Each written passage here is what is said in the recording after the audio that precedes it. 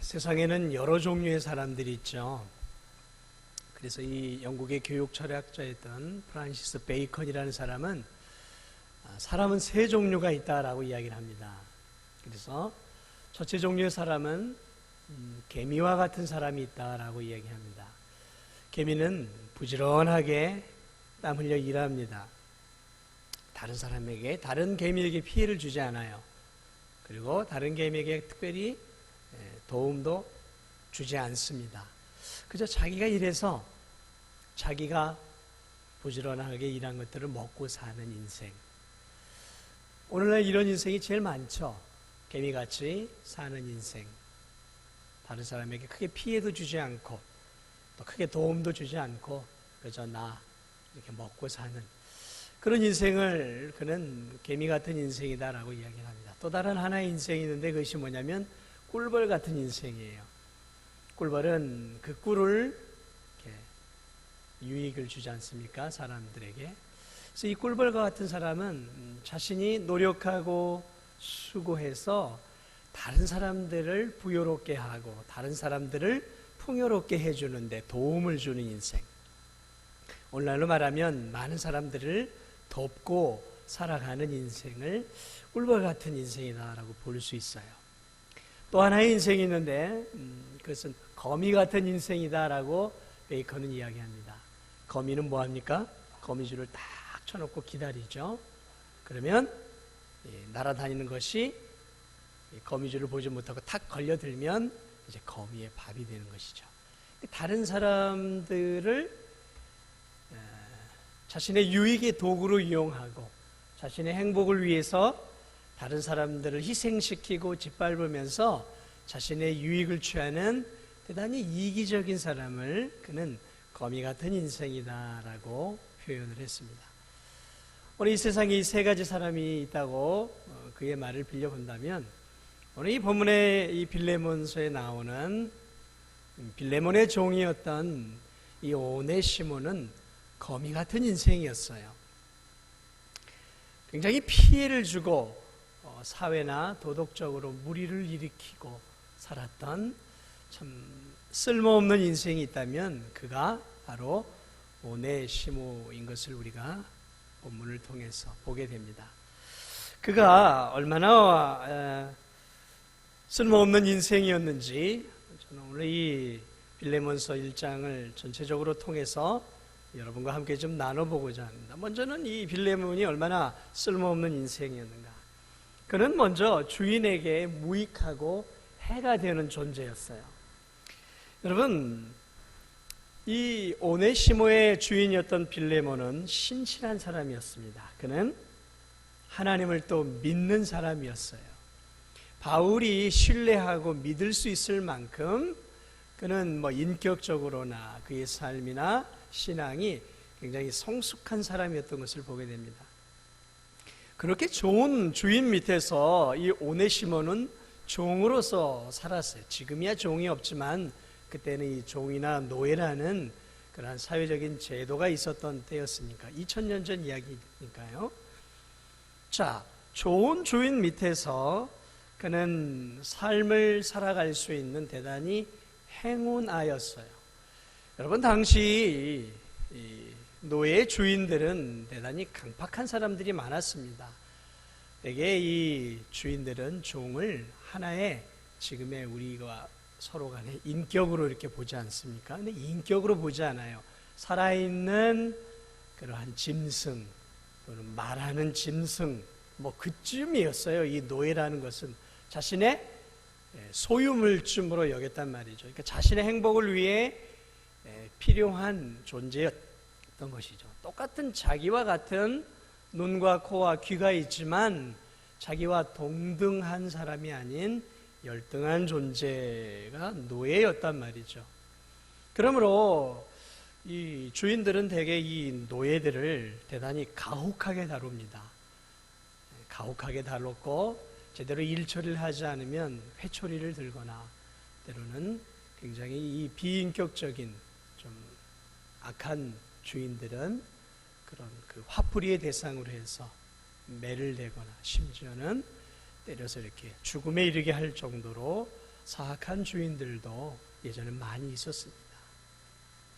그러한 이 주인들이 많은, 좋지 않은 주인들이 많은 그러한 사회 속에서 오네시모는 대단히 좋은 주인을 만났어요. 신실한 인격과 탁월한 신앙을 가지고 있었던 흔치 않은 주인을 만났던 것이죠.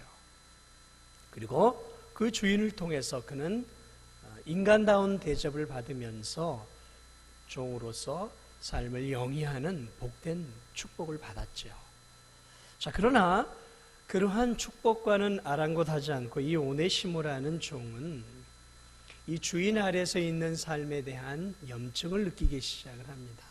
그래서 주인의 좋은 인격적인 대접과 주인의 어떤 신실한 대접에 대해서 고마워하기보다는 기회를 틈타서 주인으로부터 도망을 쳐버리는, 대단히 이 받은 사랑을 배반하는 그런 악한 자였다라는 것이죠.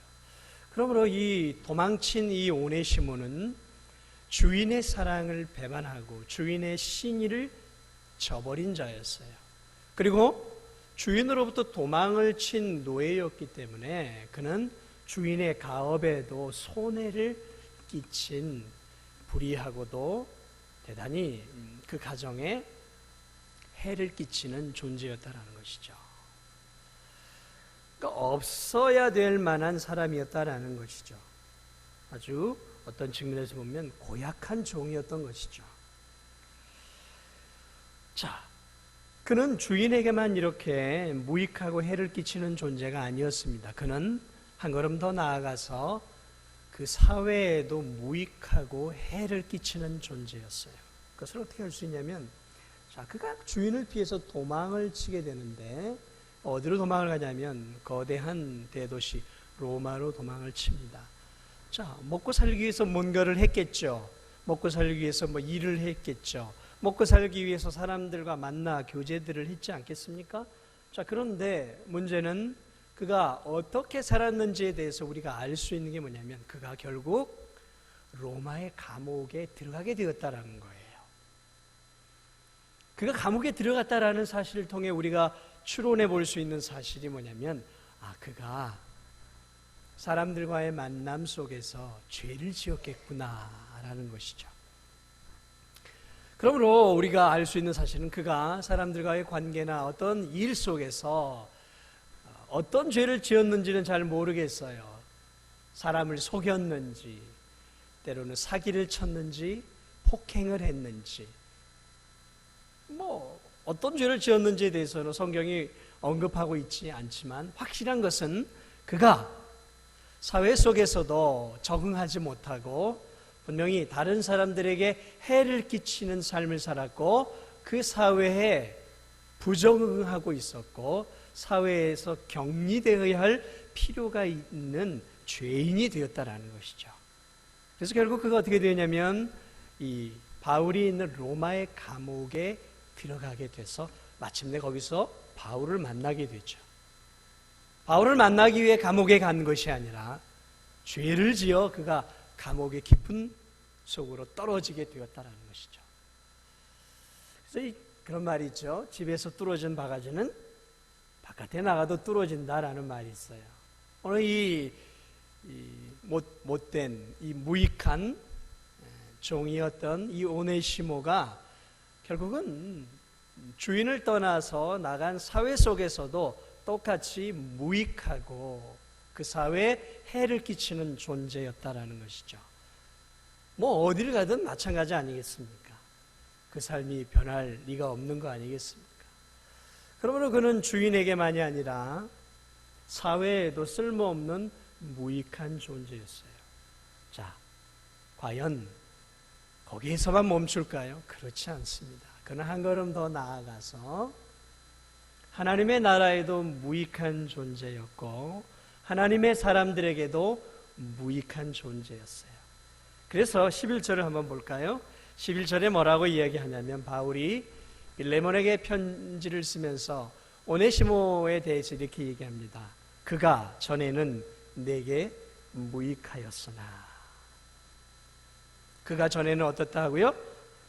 내게 무익하였다라고 이야기를 하고 있습니다. 여기서 이 무익하였다라는 이 말은 단순하게 어떤 경제적인 측면에서 종으로서의 삶에서만 무익했다라는 것이 아니라 그가 영적인 측면에서도 당시 그 교회를 섬기고 운영하고 있었던 빌레몬에게 영적인 측면에서도 대단히 무익한 존재였다라는 것을 말하고 있는 것입니다. 무익했다라는 것이죠.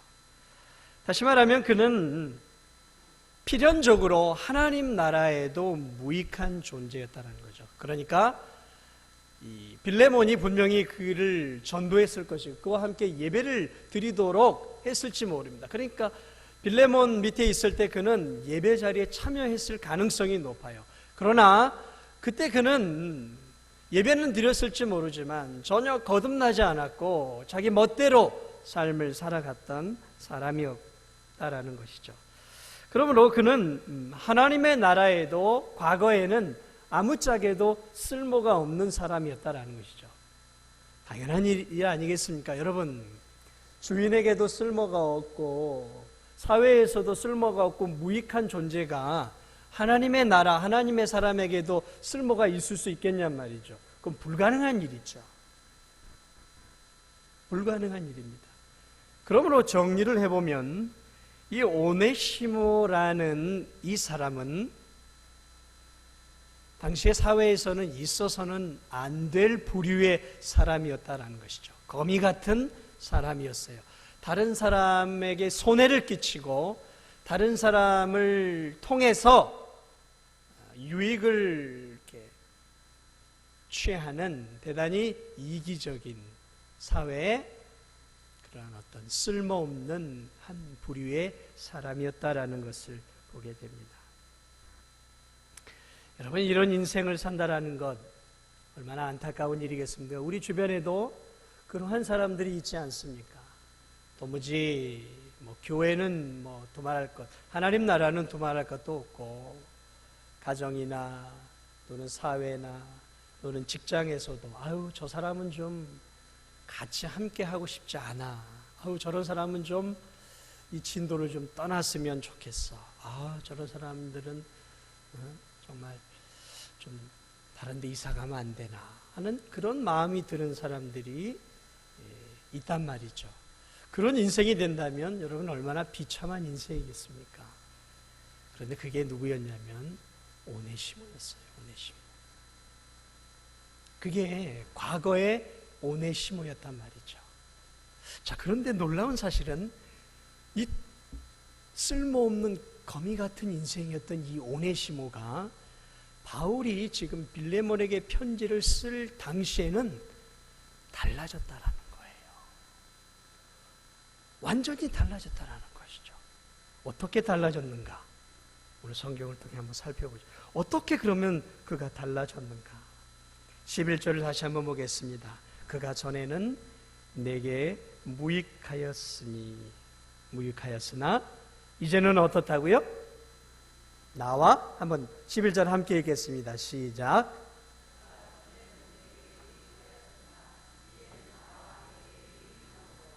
네. 이제는 어떤 존재가 되었다고요? 유익한 존재가 되었다라고 말하고 있습니다. 이 본문의 이 구절이요, 굉장히 중요한 구절이에요. 그건 조금 이따 좀 설명을 해드릴게요. 무익한 존재였는데 그가 유익한 존재가 되었다라는 것이죠. 지금 너와 나에게, 다시 말하면 이제 바울과 빌레몬에게, 바울과 빌레몬에게 유익했다라는 말은 한 걸음 더 나아가 그들은 복음의 사역자였단 말이죠. 그러면 누구에게 유익했다라는 것이죠? 하나님께, 하나님의 교회에, 하나님의 나라에 쓸모있는 존재가 되었다라는 사실이에요. 믿음의 주인인 빌레몬에게도 유익한 존재가 되었고, 이제는 위대한 믿음의 사도였던 사도 바울에게도 대단히 유용한 사람이 되었어요. 그러니까 몇 년의 시간이었는지 모르지만 그 시간 동안에 그 감옥 속에서 바울이 엄청난 삶의 변화가 일어났다라는 것을 우리가 추측해 볼 수 있는 것이죠. 그러니까 감옥에 있는 그동안 그의 생각과 그의 마음과 그의 습관과 그의 삶이 완전한 변화가 되었다라는 것이죠. 그래서 도대체 어느 정도까지 변화가 되었냐면 12절 한번 보겠습니다. 12절, 내게 그를 돌려보내노니 그는 내 신복이라. 이제 뭐가 되었어요? 신복이 되었단 말이죠. 예전에는 억지로 마지못해 예배를, 주인 때문에 마지못해 예배를 드리던 그래가지고 견디지 못해 결국은 도망쳤던 그가 이제는 위대한 사도 바울이 하나님의 사역을 하기 위해서 그 감옥 속에서 도움이 필요하고 하나님의 나라를 함께 이끌어갈 굉장히 중요한 동역자가 되었다라는 거예요. 근데 그 표현을 뭐라고 말하고 있나요? 신복이다라는 거죠. 여러분, 이 신복이라는 말을 함부로 쓰지 않습니다. 나에게는 이제 없어서는 안 되는 신복이 되었다라는 거죠. 내 사역에 함께 동역하는 굉장히 중요한 핵심적인 그러한 멤버가 되었다라는 거예요.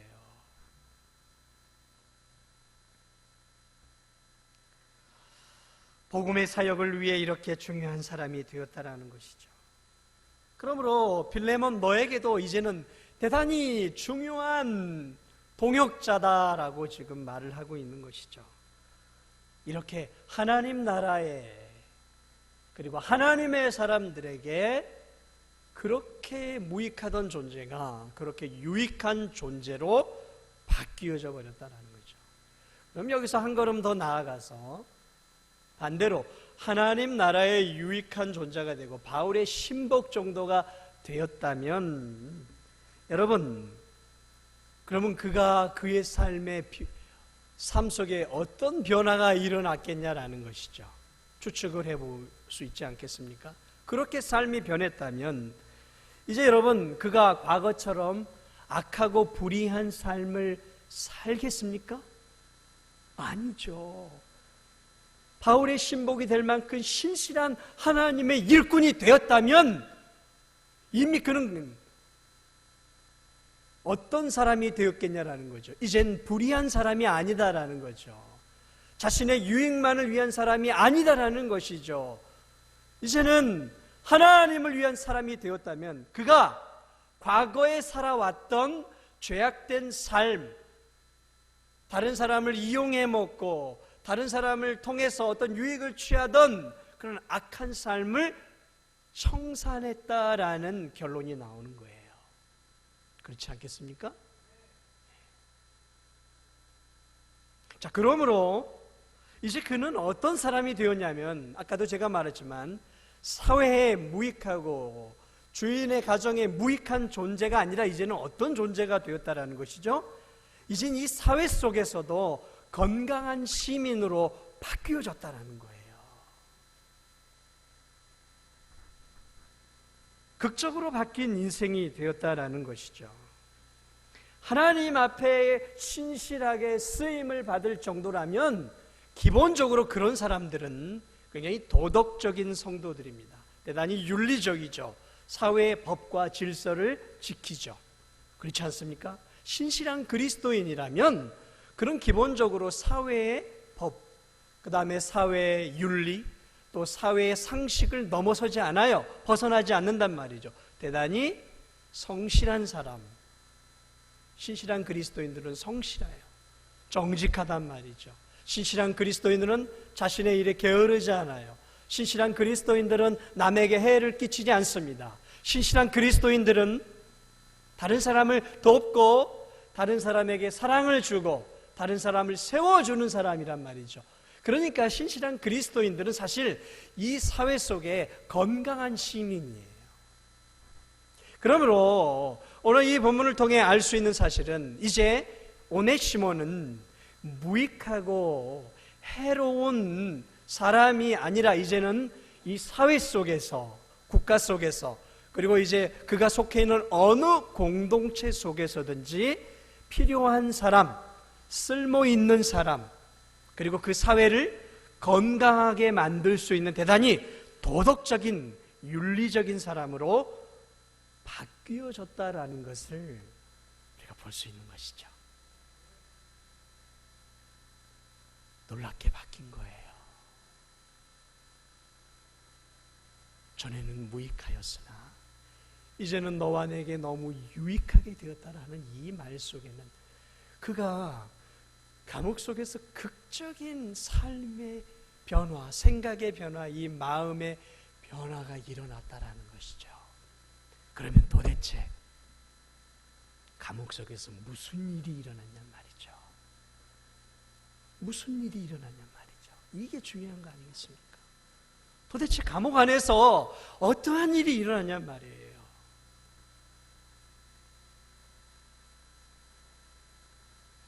성경은 그 부분에 대해서 자세하게 이야기하지 않습니다. 이 짧은 빌레몬 1장을 통해서 우리가 알 수 없죠. 그러나 단서가 있어요. 무엇이 그를 이렇게 바꾸어 놓았을까? 교육이 그를 그렇게 바꾸어 놓았을까요? 그가 감옥 속에서 좋은 책들을 막 읽고 그 경건한 책들, 뭐 교양 도서들 또는 뭐 그런 책들을 많이 보았기 때문에 그가 그 교육으로 말미암아 그의 사고가 완전히 삶이 이렇게 바뀔 수 있을까요? 그렇지 않습니다. 물론 그 로마 감옥 속에 그가 읽을 만한 책도 있다라는 것 자체도 불가능한 일이지만 서로 있었다 할지라도 여러분, 교육이 이렇게 한 인간을 머리부터 발끝까지 생각과 마음과 그 영혼을 뒤로 바꿀 수 있겠냔 말이죠. 바꿀 수 없는 것이죠. 그러면 당시 유행하고 있었던 어떤 그리스 헬라 철학, 아리스토텔레스, 소크라테스, 플라톤, 이런 그 대가들의 그런 철학적인 흐름들, 이런 것들이 그의 사고를 바꿨을까요? 아무리 생각해도 그것도 아니에요.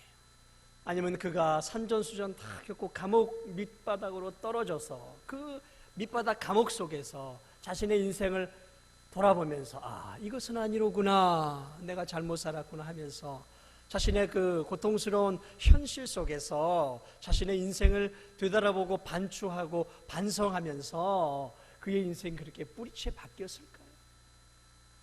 그것도 쉽지 않은 일이죠. 교육이 한 사람을 바꿔내는 것, 좋은 책들이 한 사람을 변화시키는 것, 굉장히 많이 바꿔놓긴 합니다. 그러나 오늘 이 오네시모만큼은 바꿔내질 수 없습니다. 철학도 마찬가지고요. 경험, 고난, 고생, 이런 것들이 우리의 삶을 성숙하고 성장시키는 것은 사실이에요. 그러나 이 오네시모를 이렇게 바꿔놓았다는 것은 설명하기 어렵습니다. 그럼 무엇이었을까요? 무엇이 그를 바꾸어 놓았을까요? 13절에 이렇게 이야기합니다. 그를 내게 머물게 있게 하여 내 복음을 위하여 갇힌 중에서 내 대신 나를 섬기게 하고자 하나. 그래서 이 복음이라는 단어가 나옵니다.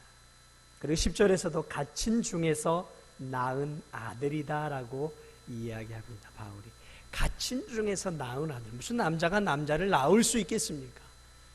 무슨 말입니까? 갇힌 중에서 바울이 낳았다 그랬어요. 무엇으로 낳았냔 말이죠? 복음으로 낳았다라는 거예요.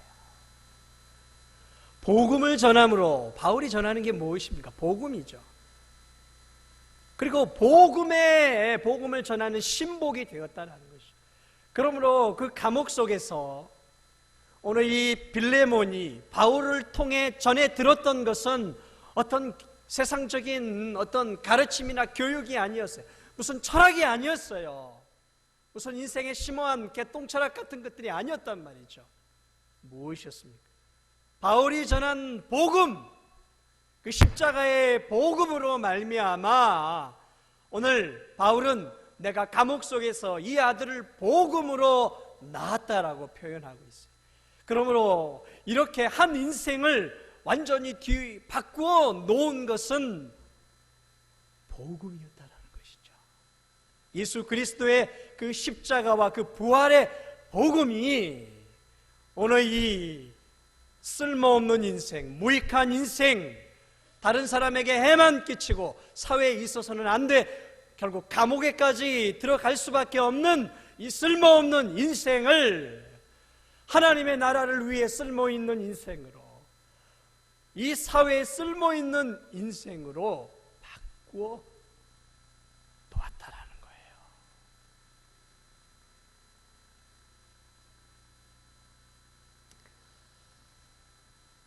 여러분, 복음에는요 능력이 있어요. 복음은요 살아 있습니다. 복음은 하나님의 말씀이기 때문에 살아 있어요. 그래서 하나님의 말씀은 살았고 생명력이 있어 좌우에 날선 검처럼 예리하여 한 사람의 영과 혼과 관절과 골수를 찔러 쪼개서 그 영혼을 완전히 바꾸어 놓는단 말이죠. 하나님의 말씀이 십자가의 복음에 뭐가 있어요? 생명력이 있단 말이죠. 그 날카로운 생명력이 누구에게 들어갔냐면 이 교만하고 자기밖에 모르고 이기적인 이 오네시모에게 이 복음이 들어가면서 이 복음이 그의 생각을 바꾸어 버렸어요. 그의 마음을 무너뜨려 버렸어요. 그의 습관을, 죄악된 습관과 삶을 완전히 변화시켜 버렸다는 것이죠. 그래서 로마서 1장 16절에 바울은 이렇게 이야기합니다. 내가 이 복음을 부끄러워하지 아니하노니 이 복음은 모든 믿는 자들에게 구원을 주시는 하나님의 능력이다라고 말하고 있어요. 이 복음은 모든 믿는 자들에게 구원을 주시는 하나님의 능력이라 그랬어요. 이 능력, 하나님의 능력, 다이너마이트와 같은 거란 얘기예요. 다이너마이트, 폭발력이 있는 것이죠. 폭발력. 복음이 한 사람에게 들어가면 그 사람을 산산조각으로 부서뜨려 버리는 거예요. 죄악된 과거의 자아를 산산조각으로 부서뜨리는 능력이 있어요. 능력. 이 능력이라는 말 안에는 이 다이너마이트라는 뜻이 있어요. 여러분, 이 광산을 이렇게 뚫어갈 때 힘든 곳이 있으면 뭘 하냐면 광부들이 다이너마이트를 써요. 그래서 그 단단한 돌을 다이너마이트를 통해서 깨뜨려 버린단 말이죠. 다이너마이트가 터지면 어떻게 됩니까? 그 단단한 돌들이 산산조각이 나버리는 거예요.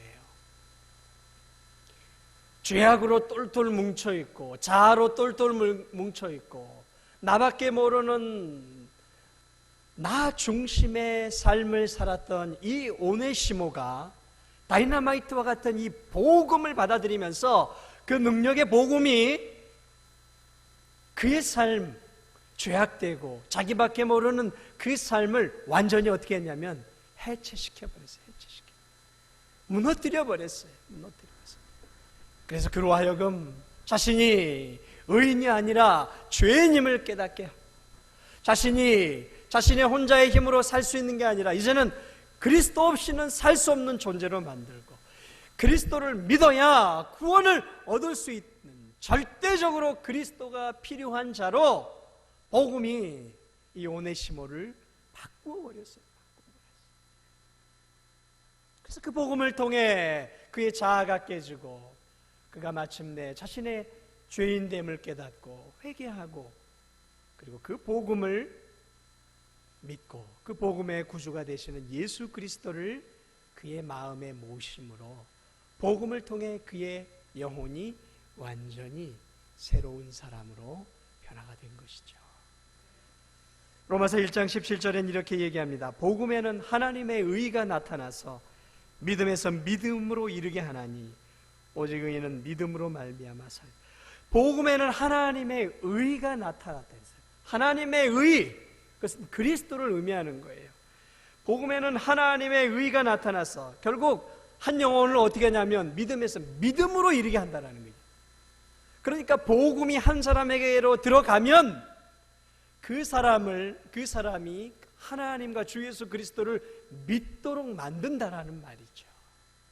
그러므로 복음이 이 오네시모의 영혼 속에 들어감으로 말미암아 그가 이제 하나님을 아버지로 예수 그리스도를 구주로 영접하는 믿음, 오늘 우리가 믿고 있는 그 믿음을 가지게 되었다라는 것이죠.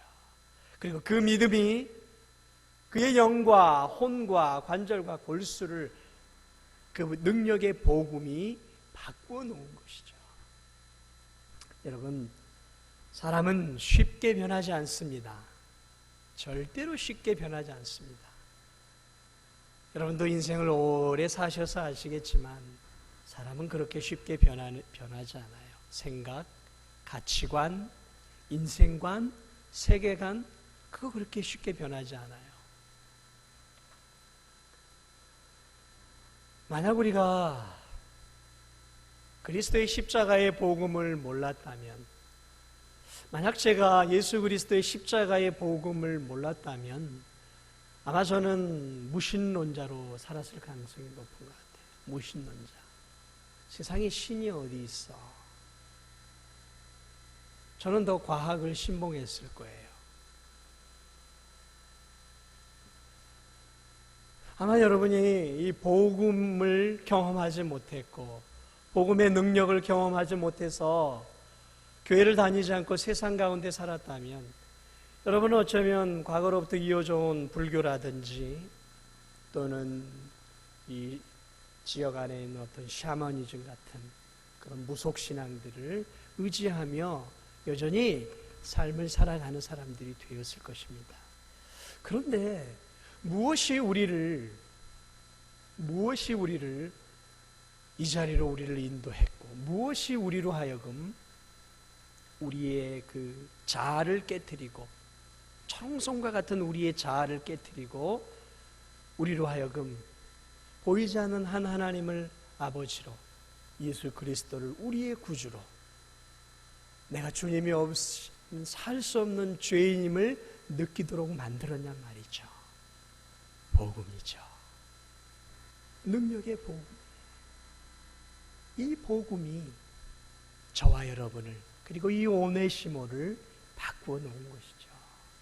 사랑하는 여러분, 그 복음이 이 오네시모에게 들어감으로 그를 무능한 자에서 유능한 자로 만들었어요.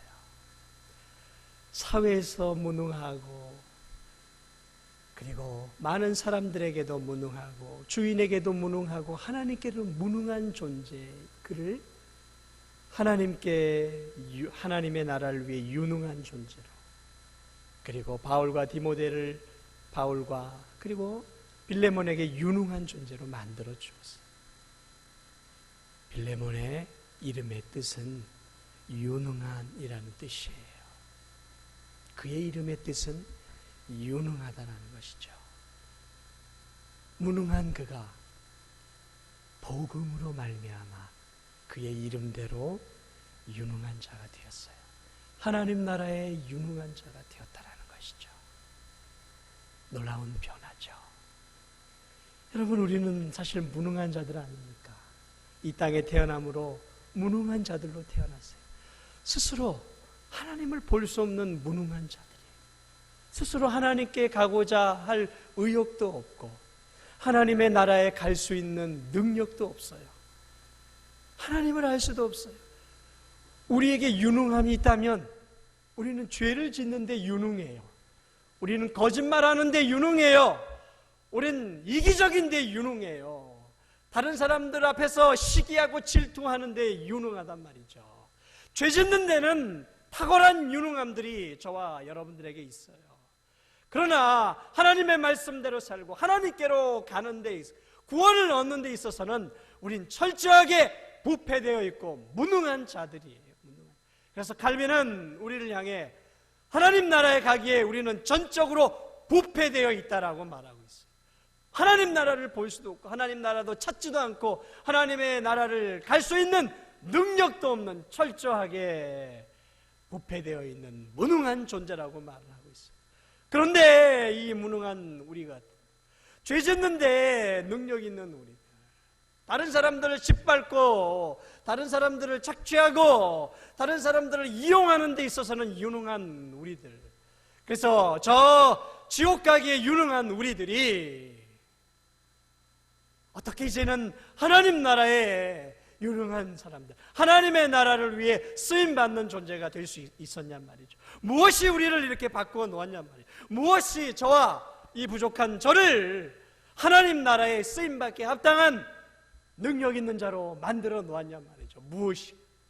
복음이에요. 복음이. 그 능력의 복음이 제 삶을 바꾸어 놓고 여러분의 삶을 바꾸어 놓았어요. 그 능력의 복음이 여러분과 제 마음속에 들어옴으로 말미암아 이제 하나님의 은혜 안에서 하나님을 위해 사는 신실한 하나님의 일꾼, 하나님의 나라를 세워가는 이제 소망의 사람들로 우리를 바꾸어 놓았다라는 것이죠. 얼마나 감사한 일입니까? 그러므로 여러분, 이 십자가의 복음, 이 복음을 우리가 그래서 귀하게 여겨야 되는 거예요. 이 복음을 가볍게 여기면 안 되는 거예요. 우리가 믿고 있는 이 진리의 말씀들, 여러분, 이 말씀이 얼마나 능력 있는 말씀인지 모릅니다. 여러분, 이 말씀이 한 사람을 놀랍게 바꿔내잖아요. 사형수들조차도 죄를 지어놓고도 뻔뻔스럽게 죽어가지만 이 복음이 사형수들에게 들어가면 어떤 일들이 일어나냐면 자신이 죄인임을 고백하고 마지막에는 주변에 있는 사형수와 다른 사람들에게 복음을 증거하다가 하나님 나라로 가요. 그러한 일들을 그러한 감옥에서 이렇게 복음을 증거하는 사람들을 통해 책이나 이런 간증들을 통해 들어보게 돼요. 이야, 복음만이 결국 사람을 바꿔내는구나. 결국 복음만이, 이 십자가의 복음만이.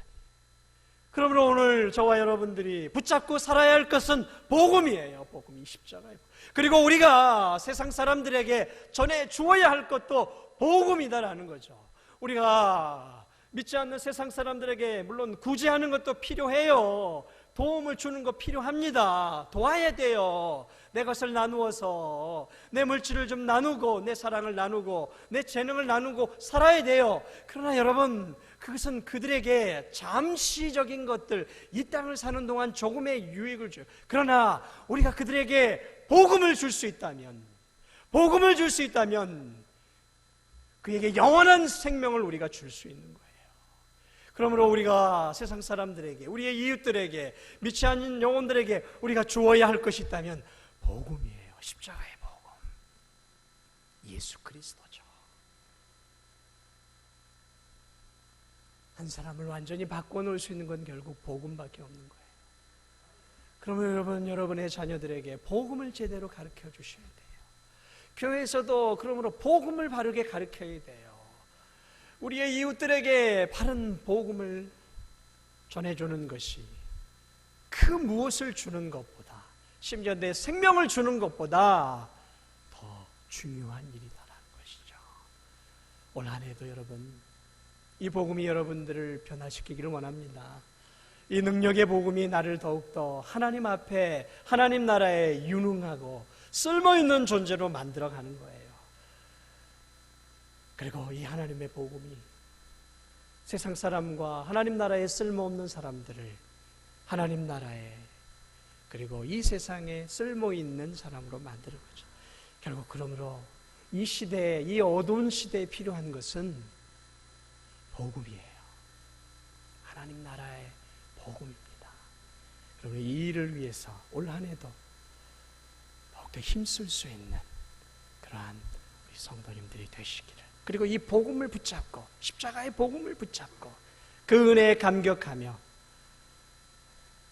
올 한 해도 우리 진도중앙교회와 함께 하나님의 나라를 위해서 귀하게 쓰임받는 사랑하는 성도님들이 다 되시기를 주님의 이름으로 축복을 드립니다.